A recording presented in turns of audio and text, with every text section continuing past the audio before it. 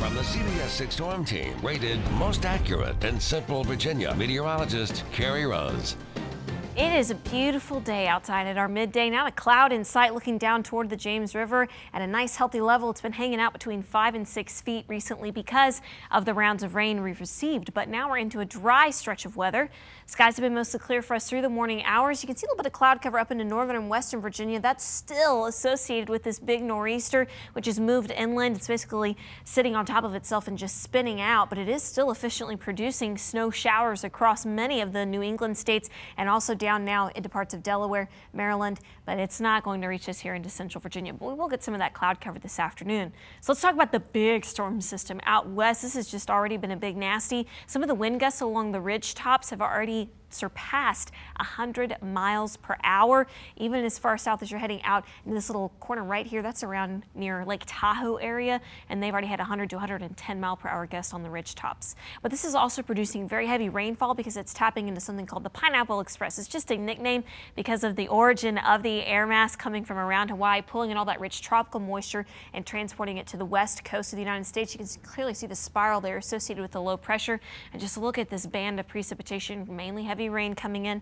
You can also see some of these little blips of pink and white. That's along the Sierras where they are getting this change over to snow. So let's just look at the airflow alone. It's very impressive, and you can see why they're talking about wind gusts up around 100 miles per hour. Just look at this thing all wrapped up. Here's the cold front. That's that boundary there that's approaching San Francisco. So this system is all wrapped up and it's deepening or becoming more intense. Whereas on the East Coast storm system, not nearly as impressive, but you can see a predominant wind direction still from the west and west and northwest here. So we'll be dry and seasonal through this weekend as our low pressure system over New England weekends moves away. High pressure settles in over our area. But that west coast storm system, I'll be tracking it through this weekend. It will be our next rain chance here come Tuesday of next week.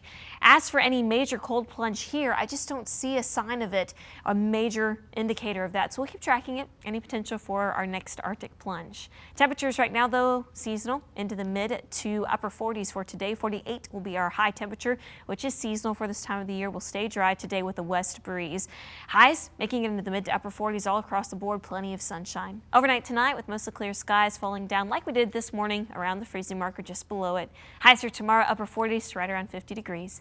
On our SkyCast flight, you can see the cloud cover still associated with the nor'easter. Generally speaking, though, we'll get plenty of blue sky and clearing out by Friday night into early Saturday morning.